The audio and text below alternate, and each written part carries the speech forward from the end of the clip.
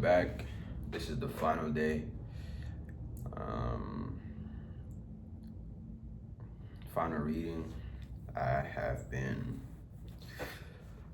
slacking, which is on me. I don't know what's been going on with me the past 2 days. It's just been roller coaster. But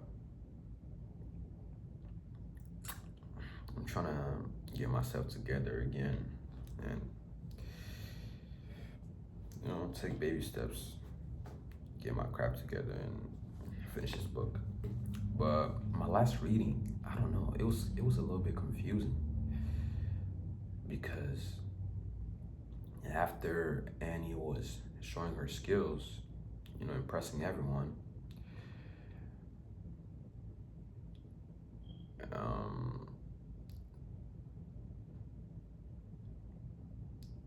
it was time for her and Mike to go home. So Devin accompanied them when prior to that, I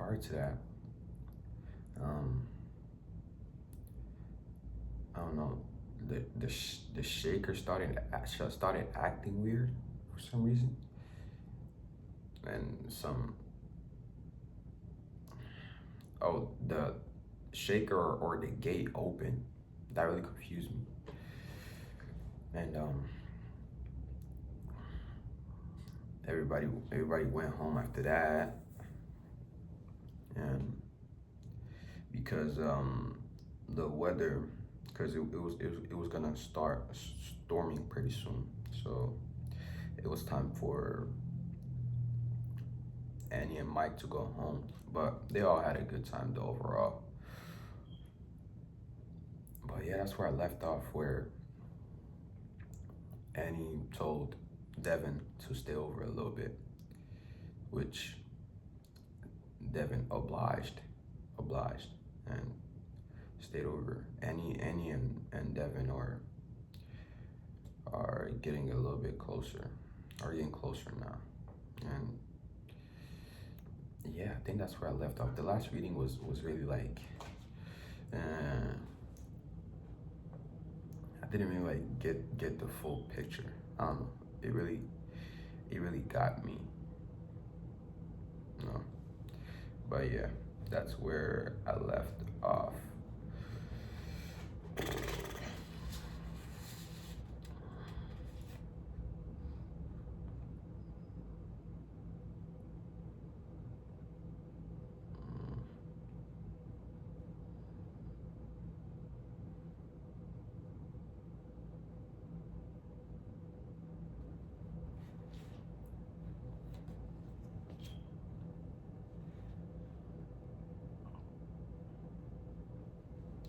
Running back Larry Shankar. In the place of honor above the bed, the Beatles were crossing Abbey Road. There was a faint smell of liniment. Mike looked very small in the bed, all but lost under a green coverlet. Milo was curled up, nose to tail, beside him, and Mike was stroking his fur upsetly. It was hard to believe this was the same kid who had raised his hands triumphantly over his head at the apogee of the Carolina spin. He didn't look sad though. He looked almost radiant. Did you see her, Dev? Did you see her when she left? I shook my head, smiling. I had been jealous of Tom, but not of Mike. Never of Mike.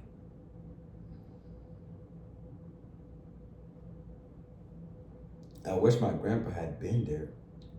He would have seen her and heard what she said when she left. What did she say? Thanks.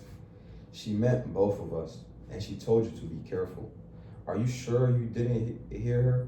Even a little? I shook my head again. No, not even a little. But you know.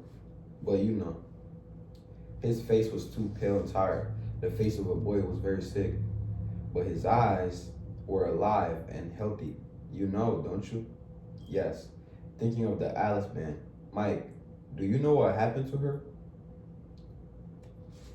So they're talking about the ghost girl, Linda Gray. Someone killed her. Very low. I don't suppose she told you. But there was no need to finish. He was shaking his head. You need to sleep, I said.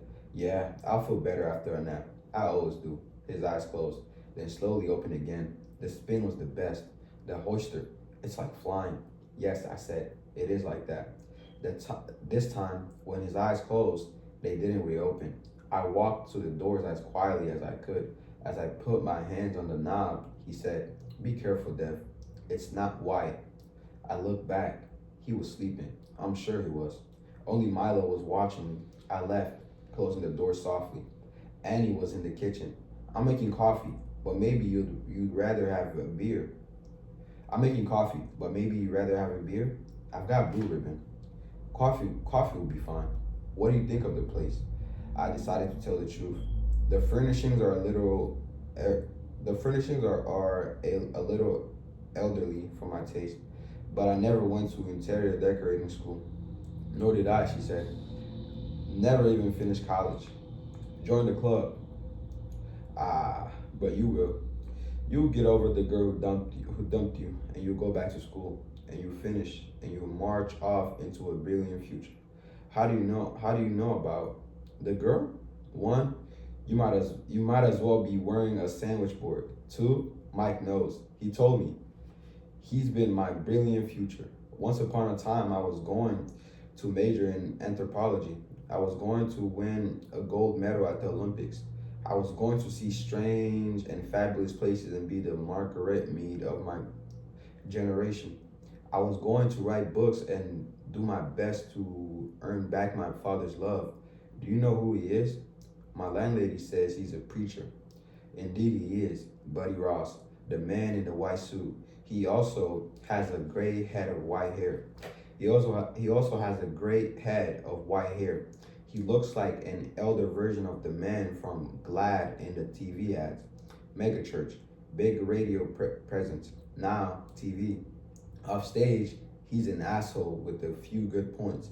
She poured 2 cups of coffee, but that's pretty much true of all of us, isn't it? I think so.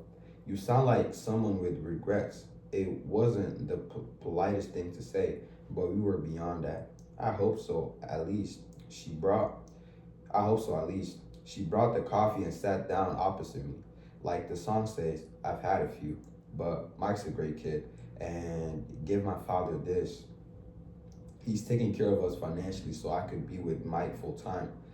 The way I look at it, checkbook love is better than no love at all. I made a decision today. I think it happened when you were wearing that silly costume and doing that silly dance while I was watching Mike laugh. Tell me.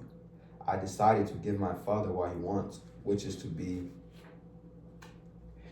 invited back into my son's life before it's too late.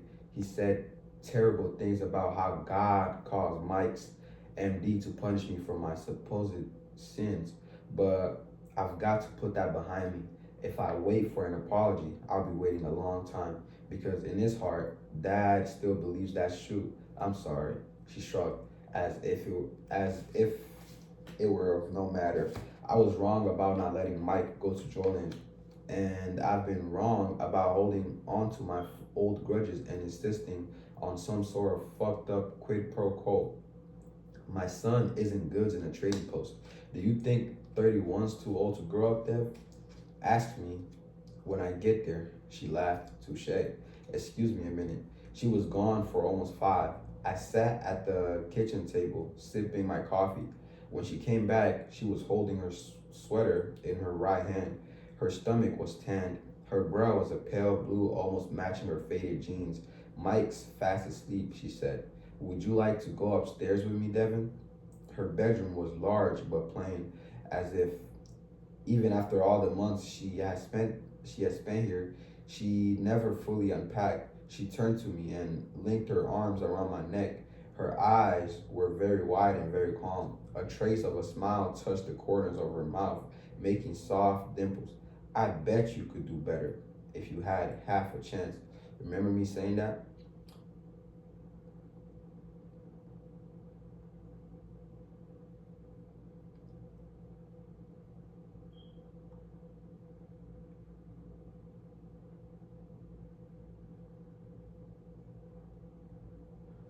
Oh, yes.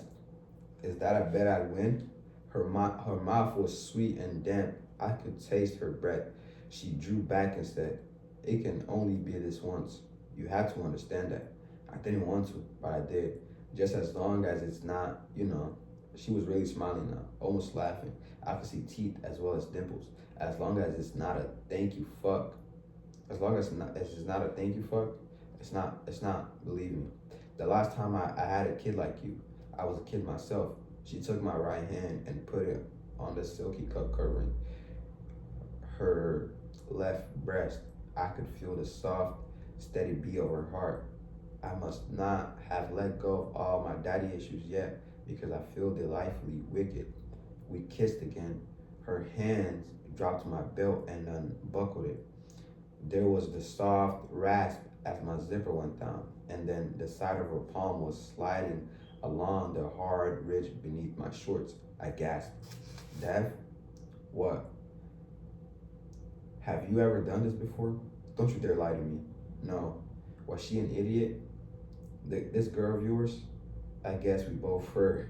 She smiled, slipped a cool hand inside my underwear, and gripped me. That sure hold, coupled with her gently moving thumb, made all of Wendy's efforts at boyfriend satisfaction seem very minor league. So you're a virgin. Guilty as charged. Good. It wasn't just the once, and that was lucky for me because the first time lasted, I'm going to say 8 seconds, maybe 9. I got inside. That much I did manage, but then everything spurted everywhere. I may have been more embarrassed once, the time I blew an ass trumpet while taking communion at Methodist youth camp, but I don't think so. Oh God, I said, and put a hand over my eyes. She laughed, but there was nothing mean about it. In a weird way, I'm flattered. Try to relax. I'm going downstairs for another check on Mike. I just as soon as he didn't catch me in bed with Howie the Happy Hound. Very funny. I think if I blushed any harder, my skin would have caught on fire. I think you'll be ready again when I come back. It's the nice thing about being 29. It's the nice thing about being 21, Dev. If you were 17, you'd probably be ready now. She came back with a couple of sodas in an ice bucket, but when she slipped out of her robe and stood there naked, Coke was the last thing I wanted. The second time was quite a bit better. I think I might have managed 4 minutes. Then she began crying out softly, and I was gone. But what a way to go! Oh shit, attaboy Devin. Finally lost his virginity. Good for him. We drowsed. Annie with her head pillowed in the hollow of my shoulder. Okay? She asked. So okay. I can't believe it. I didn't see her smile, but I felt it. After all these years, this bedroom finally gets used for something besides sleeping. Doesn't your father ever stay here? Not for a long time. And I only started coming back because Mike loves it here. Sometimes I can face the fact that he's almost certainly going to die, but mostly I can't. I just turn away from it. I just turn away from it. I make deals with myself. If I don't take him to Joyland, he won't die. If I don't make it up with my father, so if I don't make it up with my father so dad can come and see him, he won't die. If we just stay here, he won't die. A couple of weeks ago, the first time I had to make him put up his coat to go down to the beach, I cried. He asked me what was wrong, and I told him it was my time of the month. He knows what that is. I remembered something Mike had said to her in the hospital parking lot. It doesn't have to be the last good time, but sooner or later, the last good time would come around. It does for all of us. She sat up, wrapping the sheet around her. Remember me saying that Mike turned out to be my future, my brilliant career? Yes, I can't think of another one. Anything beyond Michael is just blank. Who said that in America there are no second acts, acts, acts? I took her hand. Don't worry about Act Two until Act One is over. She slipped her hand free and caressed my face with it. You're young, but not entirely stupid. It was nice of her to say, but I certainly felt stupid about Wendy for one thing. But that wasn't the only thing. I found my mind drifting to those damn pictures in Aaron's folder. Something about them. She lay back down. The sheet slipped away from her nipples, and I felt myself begin to stir again. Some things about being 21 were pretty great. The shooting gallery was fun. I forgot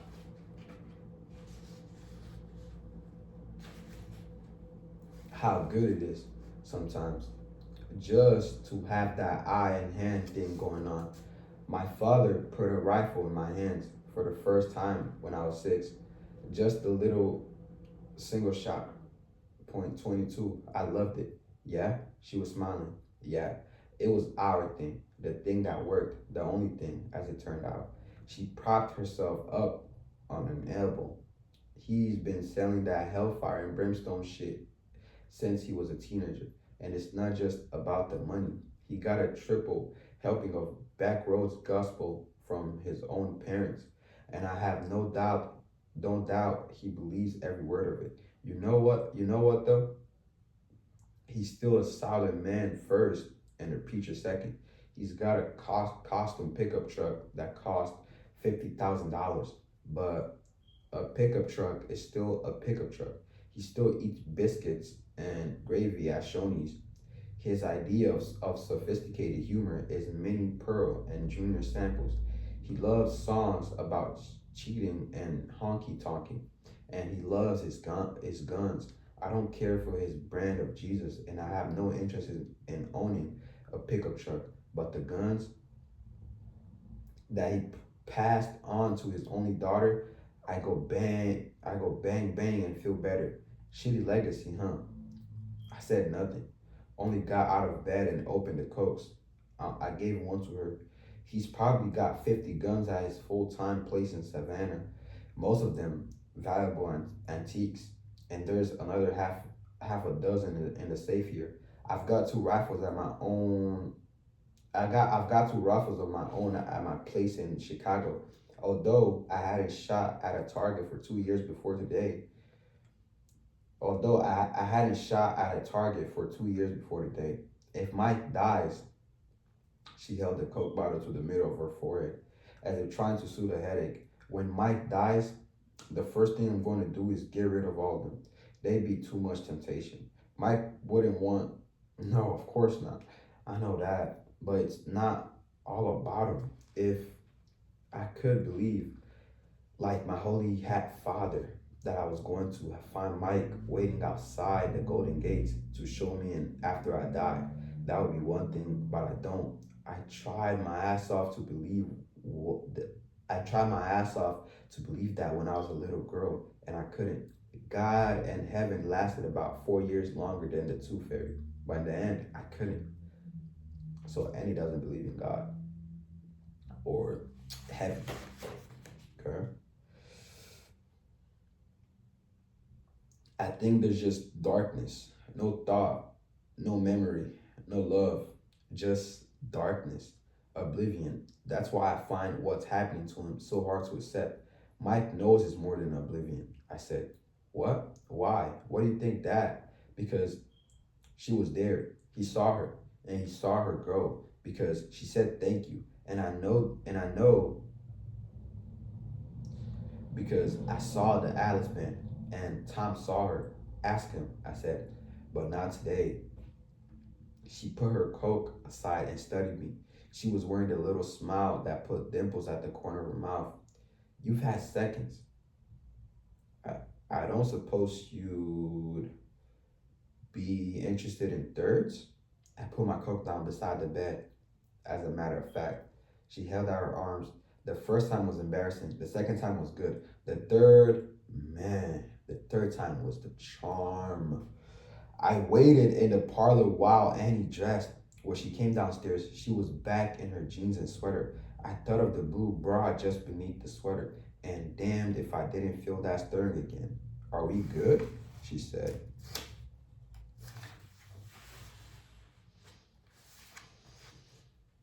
Yes, but I wish we could be even better. I wish that too. But this is as good as it's ever going to get. If you like me as much as I like you, you accept that, can you? Yes. Good. How much longer will you and Mike be here? If the place doesn't blow away tonight, you mean? If the place doesn't blow away tonight, you mean? It won't. A week.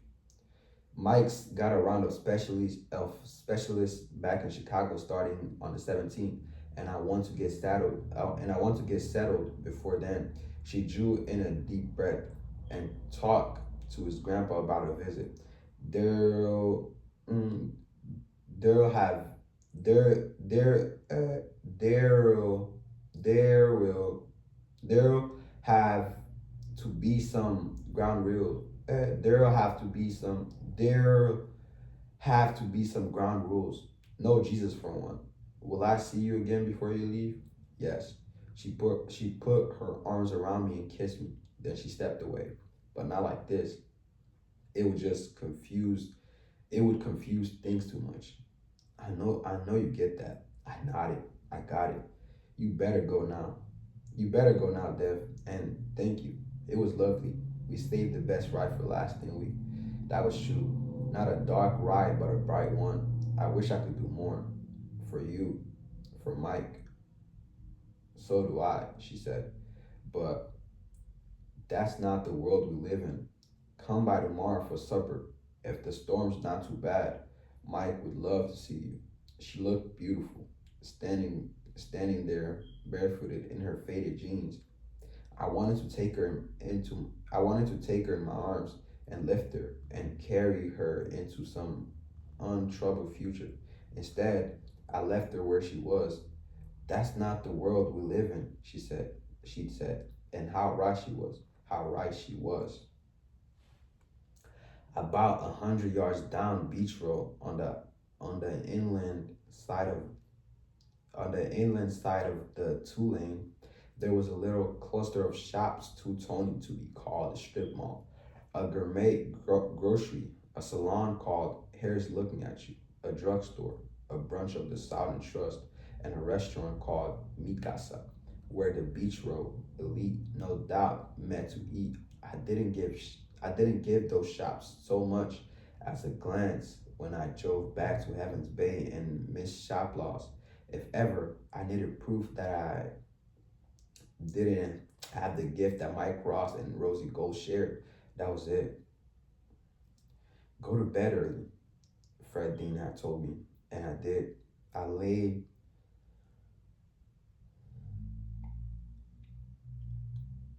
I lay on my back with my hands behind my head, listening to the waves as I had all summer long, remembering the touch of her hands, the firmness of her breasts, the taste of her mouth. Mostly, it was her eyes I thought about, and the fan of her hair on the pillow. I didn't love her the way I loved Wendy. That sort of love. So strong and stupid only comes once, but I loved her. I did. I did then and still do now, for her kindness mostly, and her patience. Some young man somewhere may have had a better initi- initiation into the mysteries of sex, but no young man had but no young man ever had a sweeter one. Eventually, I slept. It was a banging shutter somewhere below that woke me. I picked my watch up from the night table and saw it was a quarter of one. I didn't I didn't think there was going to be any more sleep for me until that bang stopped. So I got dressed, started out the door, then returned to the closet for my sticker.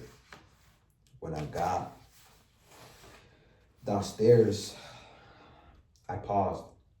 From the big bedroom down the hall from the parlor, I could hear Mrs. S sawing wood in long, noisy strokes.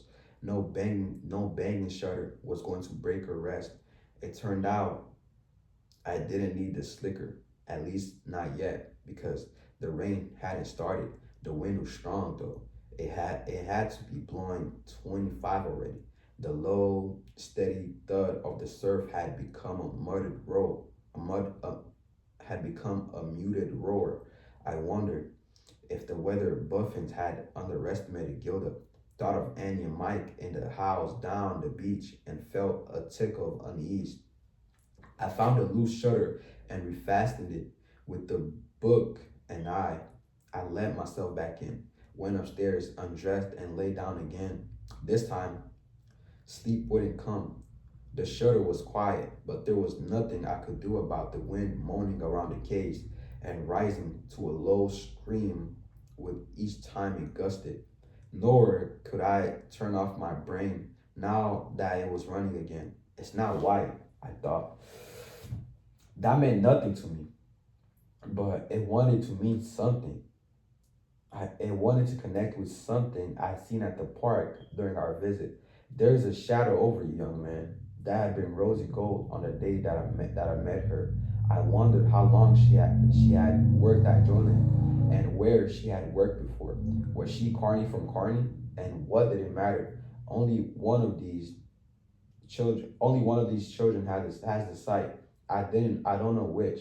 I knew Mike had seen Linda Gray and set her free. He had, as they say, shown her the door, the one she hadn't been able to find herself. Why else would she have thanked him? Why else would she have thanked him? I closed my eyes and saw Fred at the shooting gallery, resplendent in his suit and magic top hat. I saw Lane holding out one of the .22s chained to the chump board. Annie, how many shots? Fred, 10 a clip, as many as you want. Today's your day. My eyes flew open as several things came crashing together in my mind. I sat up, listening to the wind and the agitated surf. Then I turned on the overhead light and got Aaron's folder out of my desk drawer. I laid the photographs on the floor again, my heart pounding. The pics were good, but the light wasn't. I dressed for the second time, shoved everything back into the folder, and made another trip downstairs. A lump hung above the Scrabble table in the middle of the parlor, and I knew from the many evenings I'd gotten my ass kicked that the light it cast was plenty bright. There was sliding doors between the parlor and the ball leading to Mrs. S. quarters. I pulled them shut so the light wouldn't disturb her. Then I turned on the lamp, moved the Scrabble box to the top of the TV, and laid my photos out. I was too agitated to sit down. I bent over the table instead, arranging and rearranging the photographs. I was about to do that for the third time when my hand froze. When my hand froze, I saw it. I saw him. Not proof that he would stand up in court, no, but enough for me. My knees came unhinged, and I sat down. After all, the phone I'd used so many times to call my father, always noting down the time and duration on the guest call honor sheet. When I was done, suddenly rang. Always noting the time and duration on the guest call honor sheet. When I was done, suddenly rang. Only in that windy early morning silence, it sounded more like a scream. I lunged at it and picked up the receiver before it could ring again. Ha, ha, ha. It was all I could manage. My heart was pounding too hard for sure. It's you, the voice on the other end said. He sounded both amused and pleasantly surprised. I was expecting your landlady. I had a story about a family emergency already. I tried to speak, couldn't. Devin, teasing cheerful. Are you there? I just a second. I held the phone to my chest, wondering it's crazy how your mind can work when it's under sudden stress. If he could hear my heart at his end of the line on mine, I listened for Miss Shaplaw. I heard her too, the muted sound of her continuing snores. It was a good thing I closed the parlor doors, and a better thing that there was no extension in her bedroom. I put the phone back to my ear and said, what do you want? Why are you calling? I think you know, Devin. And if you didn't, it's too late now, isn't it? Are you psychic too? It was stupid. But right then, my brain and my mouth seemed to be running on separate tracks. That's Rosie, he said. Our Madame Fortuna. He actually laughed. He sounded relaxed, but I doubt if he was. Killers don't make telephone calls in the middle of the night. Wait, so this is the killer talking to Devin? If they're relaxed, especially if they can't be sure of who's going to answer the phone. But he had a story. I thought, this guy's a Boy Scout. This guy's a Boy Scout. He's crazy, but always prepared. The tattoo, for instance, that's what takes your eye when you look at those photos. Not the face, not the baseball cap.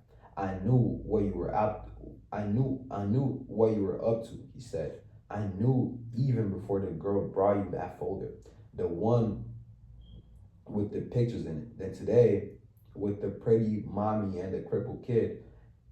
And today, I knew even before the girl brought you that folder, the one with the pictures in it. Then today, with the pretty mommy and the crippled kid, have you told them, Devin? Did they help you work it out? They don't know anything. The wind gusted. I could hear it at his hand, at his end too, as if he were outside. I wonder if I can believe you. I wonder if I can believe you. You can. You absolutely can. Looking down at the pictures, tattoo man with his hand on Linda Gray's ass. Tattoo man helping her aim her rifle at the shooting gallery. Lane, let's see your best. Annie Oakley, Annie. Fred, a crack shot. Tattoo man in his fish top cap and dark glasses and sandy blonde goatee. You could see the bird tattoo on his hand because the rawhide gloves had stayed in his back pocket until he and Linda Gray were in Horror House. Until had he had her in the dark. I wondered, he said again. You were in that big old house for a long time this afternoon, Devin. Were you talking about the pictures the cook girl brought, or were you just fucking her? Maybe it was both. Mommy's a tasty piece, all right. They don't know anything, I repeated. I was speaking low and fixing my gaze on the closed parlor doors. I kept expecting them to open and to see Mrs. S standing there in her nightgown, her face ghostly with cream. Neither do I. Not that I could prove. Probably not. But it would only be a matter of time. You can't unring the bell. Do you know the old saying? Sure. I didn't, but at that moment, I would have agreed with him if he declared that Bobby Rydell, a yearly performer at JOYLAND, was president. Here's what you're going to do. You're going to come to JOYLAND, and we'll talk this out face to face, man to man. Why would I do that? That would be pretty crazy if you're who you know I am. You know I am. He sounded impatient, and I know that, and I know that if you went to the police, they find out I came on board at JOYLAND only a month or so after Linda Gray was killed. Then they put me with the Wellman Show and Southern Star Amusements, and there goes the ball game. And so why don't I call them right now? Do you know where I am? Anger was creeping into his voice. No, Venom. Do you know where I am right now? You nosy little son of a bitch. Jordan, probably. An admin. Not at all. I'm at the shopping center on Beach Road. The one where the rich bitches go to buy their macrobiotics. Rich bitches like your girlfriend. A cold finger began to trace its course, its very slow course, down the length of my spine, from the nape of my neck to the crack of my ass. I said nothing. There's a payphone outside the drugstore. Not a booth, but that's okay because it isn't raining yet. Just windy. That's where I am. I can see your girlfriend's house from where I'm standing. There's a light on in the kitchen. Probably the one she leaves on all night. But the rest of the house is dark. I could hang up this phone and be there in 60 seconds. There's a burglar alarm. There's a there's a burglar alarm. I didn't know if there was or not. He laughed. At this point, do you think I give a shit? It won't stop me from cutting her throat. But first, I'll make her watch me do it to the little cripple. You won't rape her though. I thought you wouldn't even if there was time. I don't think you can. I came close to saying it, but didn't. As scared as I was, I knew that goading him right now would be a very bad idea. You were so nice to him today. I said stupidly. Flowers, prizes, the rides. Oh, Fred is the killer? No! Yeah, all the roof shit. Tell me about the car that came popping out of the funhouse shop. What was that about? I don't know. I think you do. Maybe we'll discuss it at JOYLAND.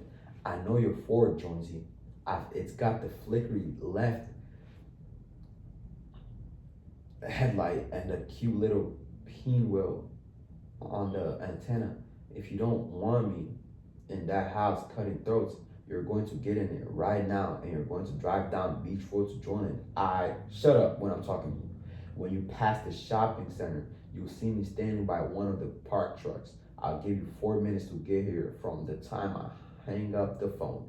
If I don't see you, I'll kill the woman and the kid. Understand? Do you understand? Yes. I'll follow you to the park. Don't worry about the gate. It's already open.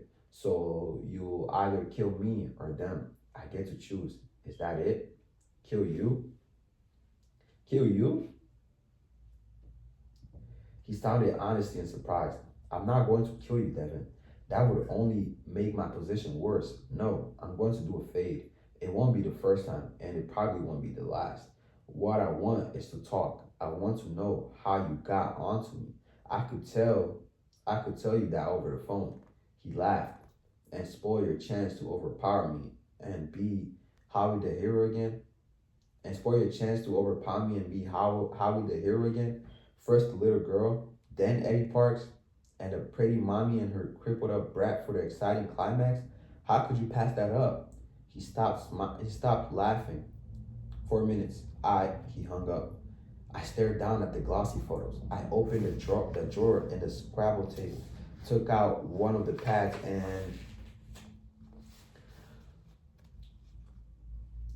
fumbled for the mechanical pencil Tina Ackerley always insisted on using to keep score. I wrote, Mrs. S, if you're reading this, something has happened to me. I know who killed Linda Gray. Others too. I wrote his name in capital letters. Then I ran for the door. My Ford's starter spun and sputtered and did not catch. Then it began to slow. All summer, I'd been telling myself I had to get a new battery. And all summer, I found other things to spend my money on. My father's voice, you're flooding it, Devin. I took my foot off the gas and sat there in the dark. Time seemed to be racing. Part of me wanted to run back inside and call the police. I couldn't call Annie because I didn't have her fucking phone number.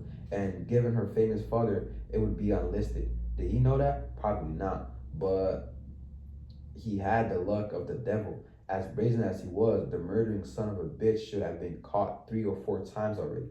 She hadn't been, but hadn't been because he had the luck of the devil. She'll hear him breaking in and she'll shoot him. Only the guns were in the safe. She says so. Even if she got one, she'd probably find the bastard holding his straight razor to Mike's throat when she confronted him.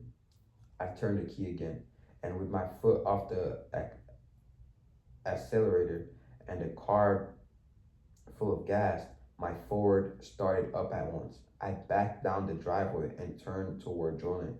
The circular red neon of the spin and the blue neon swoops of the thunder ball stood out against low, fast running clouds. Those two rides were always lit on stormy nights, partly as a beacon for ships at sea, partly to warn away any low-flying small aircraft bound for the Parish County Airport. Beach Road was deserted. Sheets of sand blew across it with every gust of wind. Some of those gusts strong enough to shake my car. Dunelets were already starting to build up on the on the Mac Adam. In my headlights, they looked like skeleton fingers. When I passed the shopping center, I saw a single figure standing in the middle of the parking lot next to one of the JOYLAND maintenance trucks. He raised a hand to me as I went past and gave a single solemn wave. The big Victorian on the beachside came next. There was a light. There was a light on in the kitchen. I thought it was the fluorescent over the sink. I remembered Annie coming into the room with her sweater in her hand.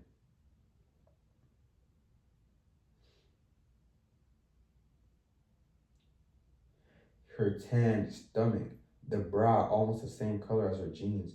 Would you like to go upstairs with me, Devin? Lights bloomed in my rearview mirror and pulled up close. He was using his brights and I couldn't see the vehicle behind him, but I didn't have to. I knew it was the main truck, just as I knew he had been lying when he said he wasn't going to kill me. The note I left for Mrs. Shoplaw would still be there in the morning. She would read it, and the name I had written there, and the name I had written there. The question was how long it would take her to believe it. He was such a charmer. Him with his rhyming pattern, winning smile, and cocked derby lid. Why? All the women loved Lane Hardy. Lane Hardy was the killer. Wait. So there's Fred Dean. Did I say it was Lane Hardy? I said it was Lane Hardy. So who was the one that was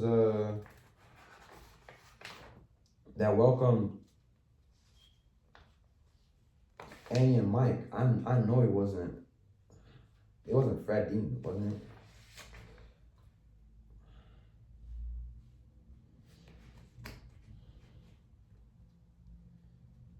Lane Hardy's the killer.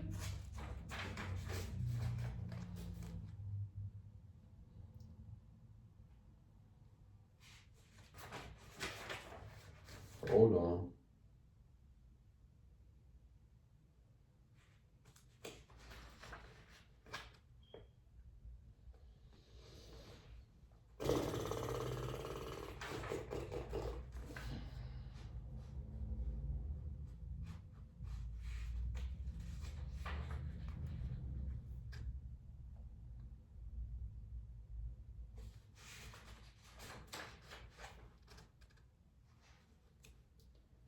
Lane Hardy's the killer. Lane Hardy's the killer.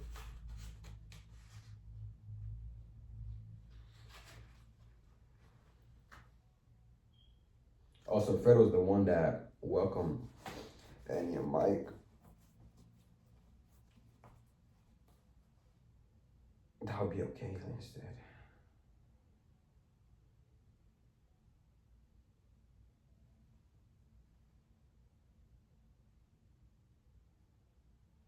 Uh-oh. Lane and Fred. Damn, that's crazy.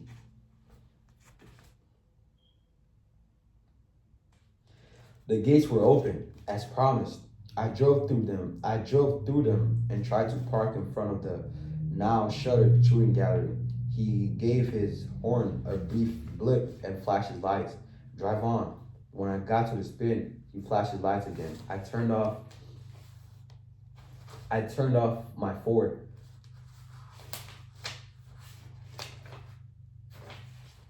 very aware that I might never start it again. The hoister's red neon cast a blood-colored light over the dashboard, the seats, my own skin. The truck's headlights went out.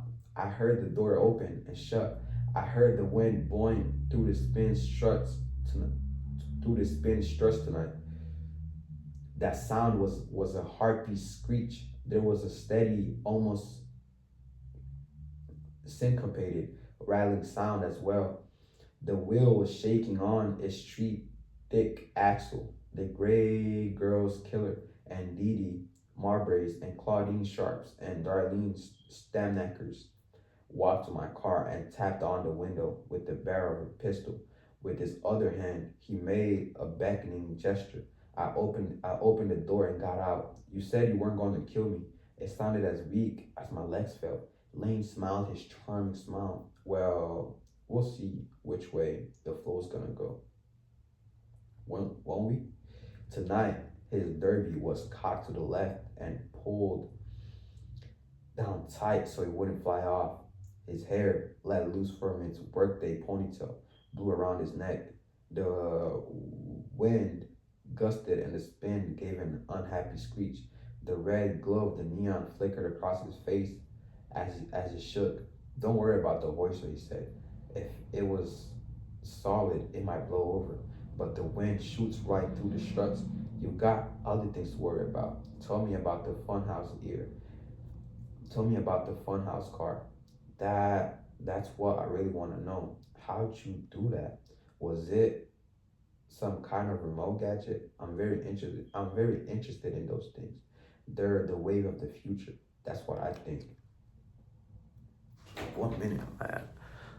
Oh, 47 minutes. This video is gonna be an hour. There was no gadget. He didn't seem to hear me. Also, what was the point? Was it supposed to flush me out? If it was, you didn't need to bother. I was already flushed. She did it, I said. I didn't know if that was strictly true, but I had no intention of bringing Mike into this conversation. Linda Gray, didn't you see her? The smile died. Is that the best you can manage? The old ghost in the funhouse story? You have to do a little better than that. So he hadn't seen her any more than I had, but I think he knew there was something. I'll never know for sure, but I think that was why he offered to go after Milo. He hadn't want us anywhere near her house. Oh, she was there. I saw her headband. Remember me looking in? It was under the seat. He lashed out so suddenly I didn't even have a chance to get my hand up. The barrel of the gun slammed across my forehead, opening a gash. I saw stars. Then blood poured into my eyes. I saw only that. I staggered back against the rail beside the ramp leading to the spin and gripped and I staggered back against the rail beside the ramp leading to the spin and gripped it to keep from falling down. I swapped my face with the sleeve of my slicker. I don't know why you bothered trying to spook me with a campfire story at this late date, he said. And I don't appreciate it. You know about the headband because there was a picture of you know about the headband because there was a picture of it in the folder your nosy college cunt girlfriend brought you, he smiled. There was nothing charming about this one. It was all teeth. Don't kid a bother. Don't kid a kidder, kiddo. But you didn't see the folder. The answer to that one was a simple deduction, even with my head ringing. Fred saw it and told you. Then he, yep, on Monday. We were having lunch together in his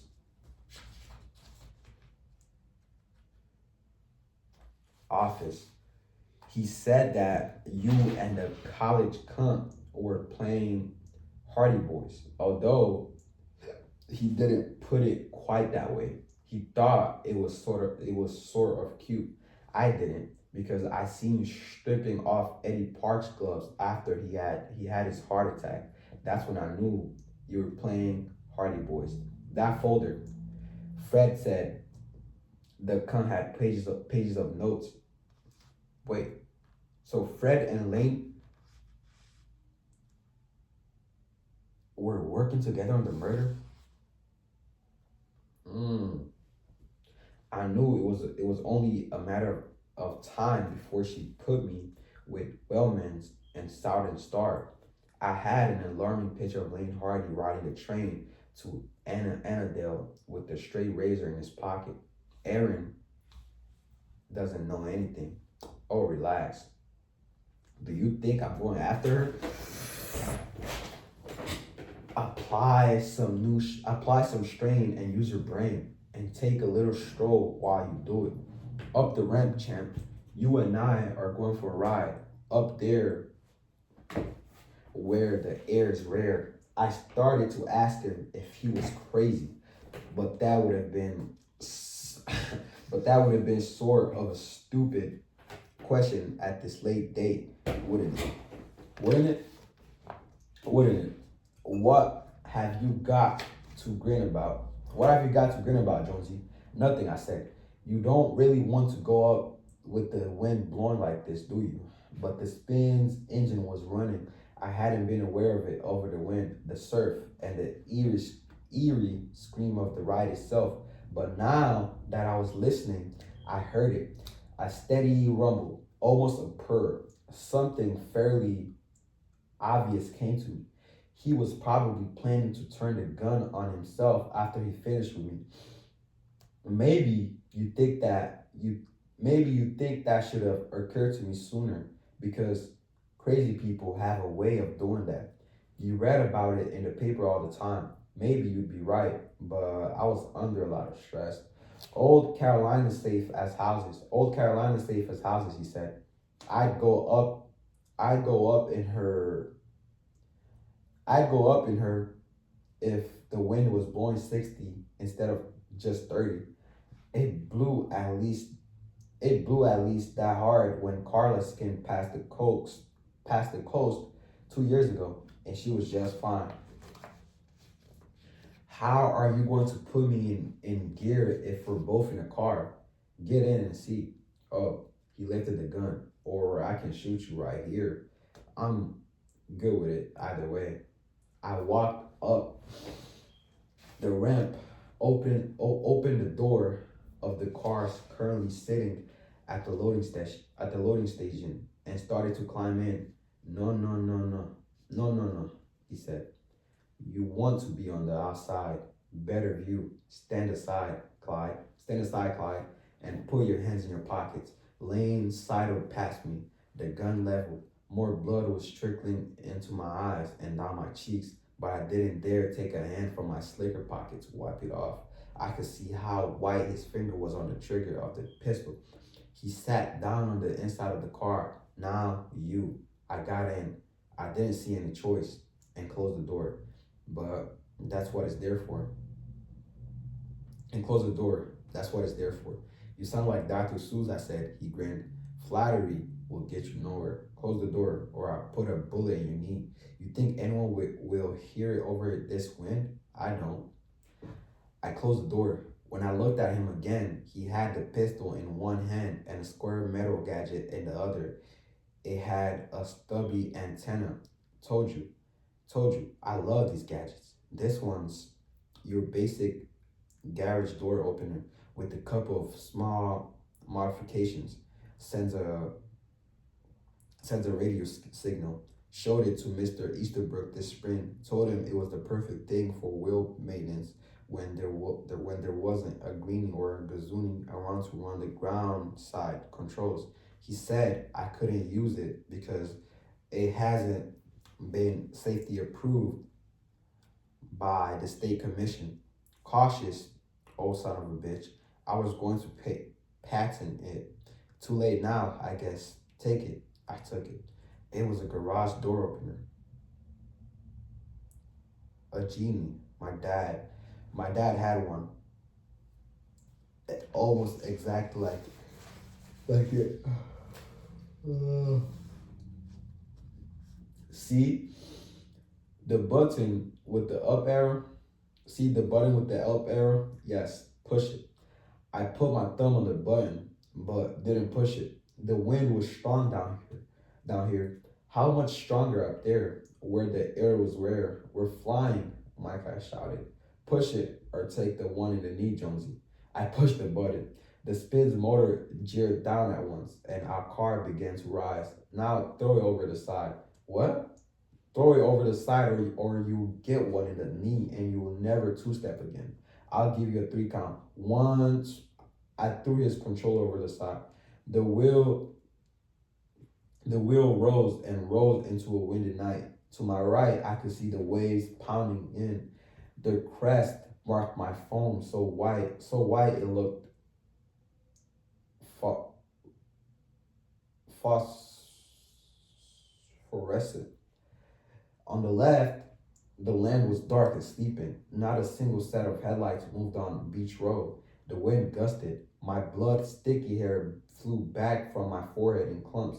The car rocked. Lane threw himself forward, then back, making the car rock more.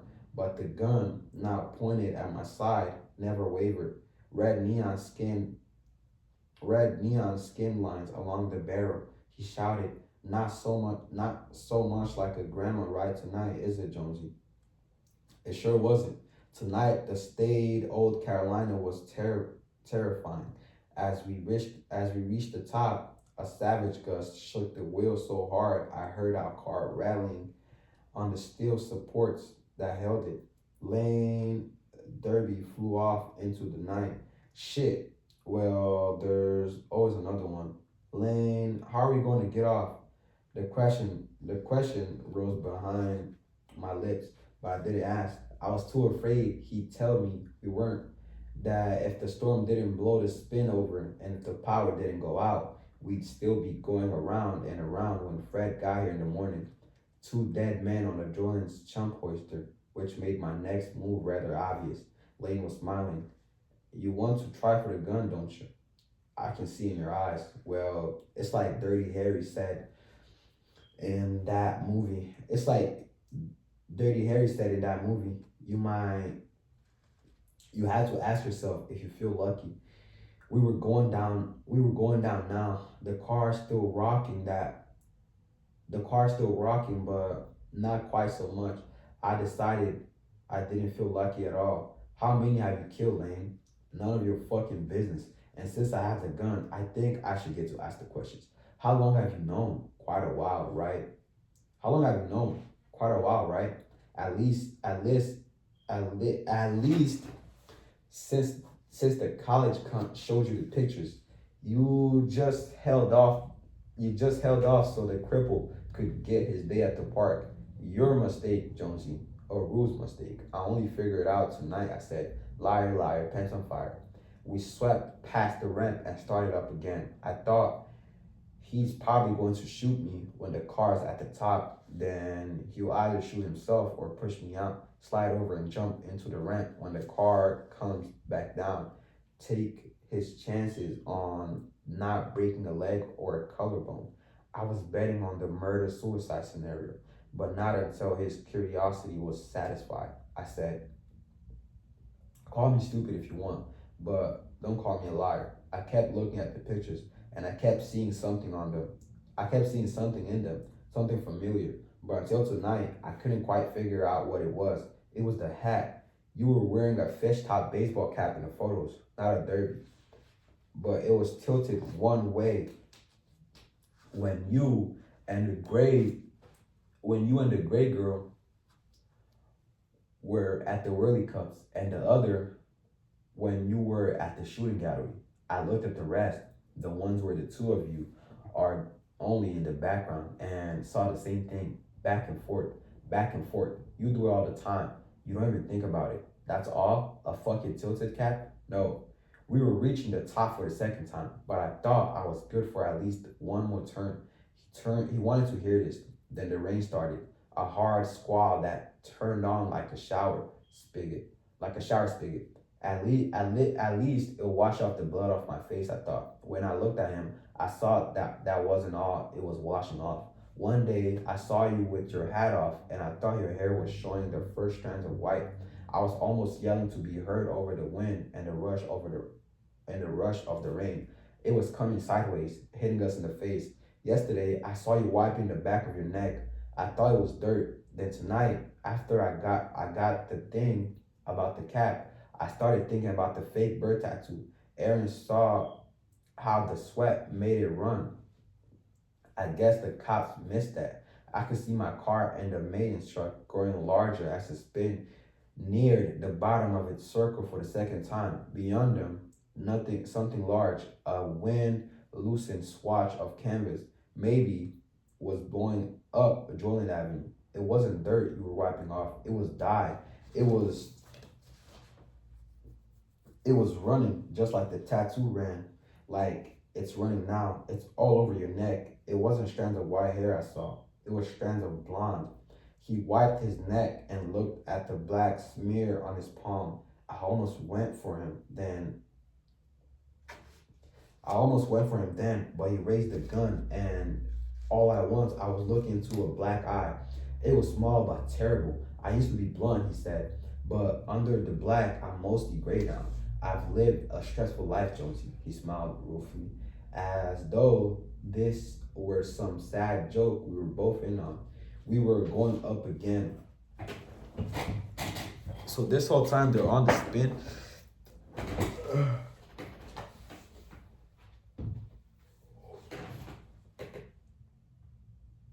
And I had just a moment to think about that I had just a moment to think about the thing I seen blowing up the midway. Oh gosh. Power ready. Oh my gosh.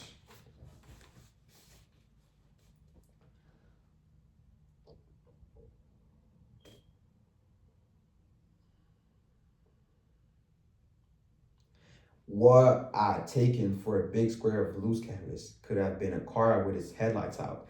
It was crazy to hope, but I hoped anyway. The rain slashed at us. My slicker rippled. Lane's hair flew like a ragged flag. I hoped I could keep him from pulling the trigger for at least one more spin, maybe two. Possible, but not probable. Once I let myself think of you as Linda Gray's killer, and it wasn't easy, Lane. Not after the way you took me in and showed me the ropes. I could see past the hat and sunglasses and face hair. I could see you. You weren't working here. I was running a forklift in a warehouse in Florence. He wrinkled his nose. Rude work. I hated it. You were working in Florence. You met Linda Gray in Florence, but you knew all about Joyland over here in NC, didn't you? I didn't know if you're corny from corny, but you've never had a little road trip. But you've never been able to stay away from the shows. And when you suggested a little road trip, she went along with it. Mm. I was her secret boyfriend. I told her I had to be because I was older. He smiled. She bought it. They all do. You'd be surprised how much the young ones will buy. You sick fuck, I thought. You sick, sick fuck. You brought her to Heaven's Bay. You stayed at a motel, then you killed her. Here at Jordan, even though you must have known about the Hollywood girls running around with their cameras, bold as brass. That was part of the kick, wasn't it? Sure it was. You did it on a ride full of conies. Rubes, he said. The hardest gust yet shook the spin, but he seemed not to feel it. Of course, he was on the inside of the wheel where things were a little calmer. Call them what they are. They're just roots, all of them. They see nothing. It's like their eyes are connected to their assholes instead of their brains. Everything goes right through. You get off on the wrist, don't you? That's why you came back and hired on. Not even a month later, his smile widened. All this time, I've been right under their noses. And you know what? I've been, good ever since that night in the funhouse. All the bad stuff was behind me. I could have gone on being good. I like it here. I was building a life. I had my gadget, and I was going to patent it. Oh, I think sooner or later you would have done it again. We were going back at the top. We were back at the top. The wind and rain pelted us. I was shivering. My clothes were soaked. Lane's cheeks were dark with hair dye. It ran down his skin in tendrils. His mind is like that, I thought. On the inside, where he never smiles. No, I was cured. I have to do you. I have to do you, Jonesy. No, I was cured. I have to I have to do you, Jonesy, but only because you stuck your nose in where it doesn't belong. It's too bad because I liked you. I really did. I thought he was telling the truth, which made what was happening even more horrible. We were going back down. The world below was windy and rain soaked. There had been no car with its headlights out, only a blown piece of canvas that for a moment looked like looked like that to my yearning mind. That cavalry wasn't coming. Thinking it was would only get me killed. I had to do it myself, and the only chance I had was to make him mad, really mad. You get off on risk, but you don't get off on rape, do you? If you did, you would have taken them to some isolated place. I think what your secret girlfriends have between their legs scares you limp. What you do later? What you do later? What do you do later? Lie in bed and jack off? I gotta read that again. You get off on risk, but you don't get off on rape, do you? If you did, you would have taken them to some isolated place. I think what your secret girlfriends have between their legs scares scares you limp. What do you do later? Lie in bed and jack off thinking about how brave you are, killing defenseless girls? Shut up. You can fascinate them, but you can't fuck them. The wind shouted, the car rocked. I was going to die, and at that moment I didn't give a shit. I didn't give shit one. I didn't know how angry I was making him, but I was angry enough for both of us. What happened to you? What happened to make you this way? Did your mother put a clothespin on your pee pee when you went weaving the corner? Did Uncle Stan make you give him a blowjob, or was it? Shut up. He rose into Wait, did Uncle Stan make you give him a blowjob, or was it? Shut up. He rose into a crouch, gripping the safety bar in one hand and pointing the gun at me with the other. A stroke of lightning lit him up, staring eyes, lank hair, and working mouth, and the gun. Shut your dirty mouth, Devin, dog. I didn't think about it. I just did. There was a whip crack report, and almost liquid sound in the blowing night. The bullet must have gone right past me, but I didn't hear it or feel it the way characters do in books. The car where we were in swept past the rifle in her hands. Sorry. The car we were in swept past their loading point, and I saw Annie Ross standing on the ramp with the rifle in her hands. The van was behind her. Her hair was blowing around her bone white face. The van was behind her. Her hair was blowing around her bone white face. We started up again. I looked at Lane. He was frozen in his crouch, his mouth ajar. Black dye ran down his cheeks. His eyes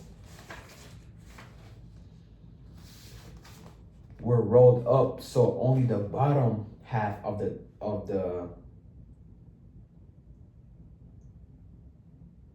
air seas or of the air seas showed. Most of his nose was gone. One nostril hung down by his upper lip, but the rest of it was just red ruin surrounding a black hole the size of a dime. He sat down on the seat hard. Several of his front teeth rattled out of his mouth when he did. I plunked the gun from his hand and tossed it over the side. What I was feeling right then was nothing except in some very deep part of me where I had begun to realize this might not be my night die. Where I had begun to realize this might not be my night to die after all. Oh, he said. Then he said, ah. Then he slumped forward, chin on chest. He looked like a man considering his options and very carefully. There was more lightning as the car reached the top. It illuminated my seatmate in a stutter of blue fire. The wind blew and the spin moaned in protest, protest, protest, in protest, and the spin moaned in protest. We were coming down again from below, almost lost in the storm. Dev, how do I stop it? I first thought of telling her to look for the remote control gadget, but in a storm, she could hunt for half an hour and still not find it, even if she did. It might be broken or lying shorted out in a puddle. Besides, there was a better way. Go to the motor, I shouted. Look for the red button. Oh, so they were on the spin this whole time.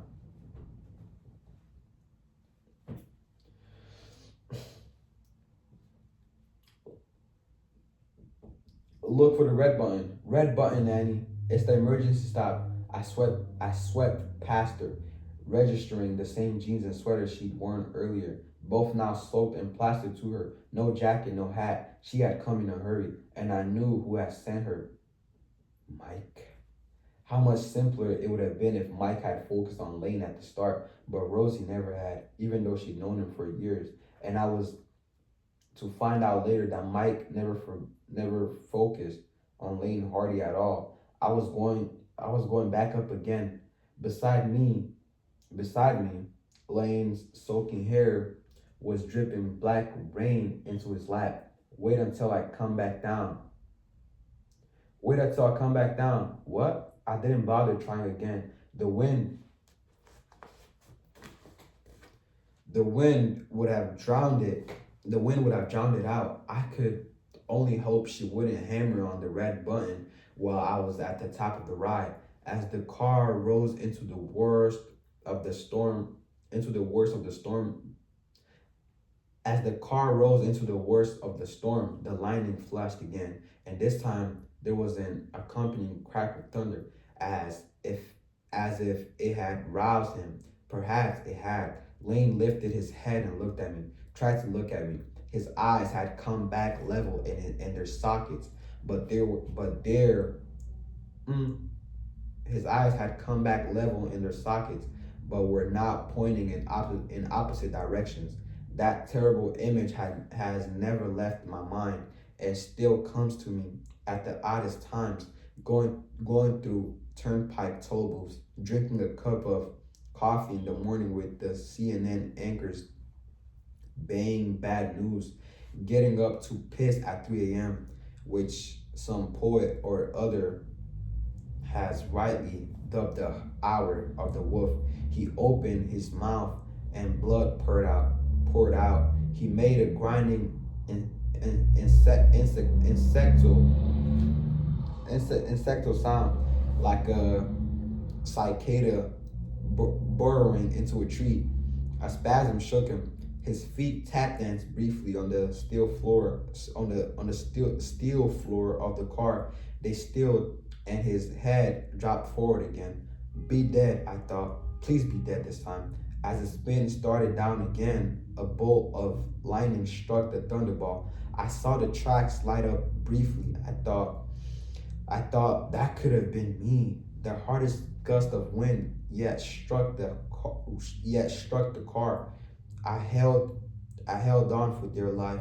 Lane flopped like a big doll. I looked down at Annie, her white face staring up, her eyes squinted against the rain. She was inside the rail, standing next to the motor. So far, so good. I put my hands around my mouth. The red button. I see it. Wait until I tell you. The ground was coming up. I grabbed the bar when the late, at least I hope he was, late Hardy was at the control stick, the spin always comes to an easy halt. The cars up top swaying gently. I had no idea what an emergency stop would be like, but I was going to find out. Now, Annie, push it now. It was a good thing I was holding on. The car stopped dead about 10 feet from the unloading point and still 5 feet above the ground.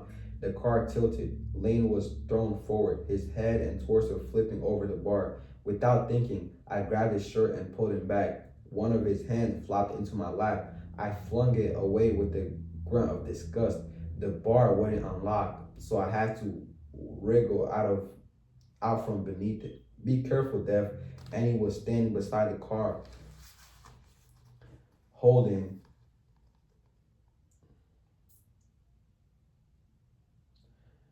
up her hands as if to catch me. She had propped the rifle she'd used to end Hardy's life against the motor housing. Step back, I said, and threw one leg over the side of the car. More lightning flashed. The wind howled and the spin howled back. I got hold of a strut and swung out. My hands slipped on the wet metal and I dropped. I went to my knees. A moment later, she was pulling me to my feet. Are you all right? Yes, I wasn't though. The world was swimming and I was on the edge of faint. I lowered my head, gripped my legs just above the knees, and began taking deep breaths.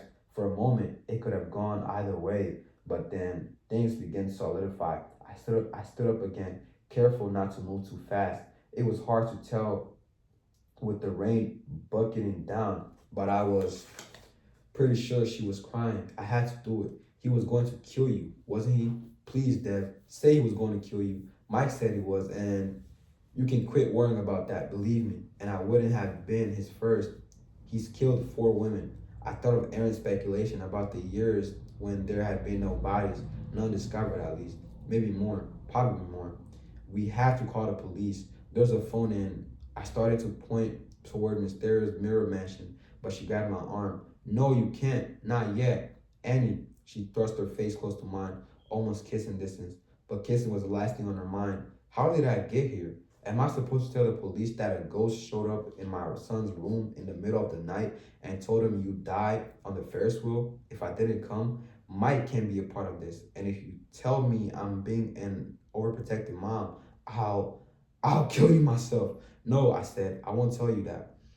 So how did I get here? At first, I didn't know. You have to remember that I was still scared myself. Only scared doesn't cover it. Scared isn't even in the ballpark. I was in shock. Instead of Mysterios, I led her to her van and helped her sit beside the wheel. Then I went around and got in on the passenger side. By then, I had an idea. It had the virtue of simplicity, and I thought it would fly. I shut the door and took my wallet out of my hip pocket. I almost dropped it on the floor when I opened it. I was shaking like crazy. Inside, there were plenty of things to write on, but I had nothing to write with. Please tell me you have a pen or a pencil, Annie.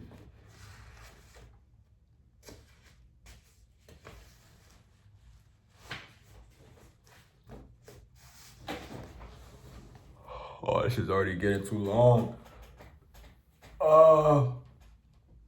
But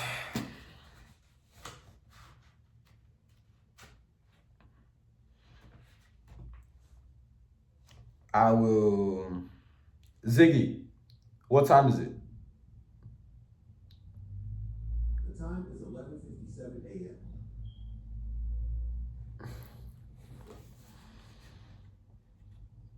But I will end it right there for the day. Oh my gosh. So a quick recap, right? So after Devin leaves Annie's home, he went back to his place. Then, oh,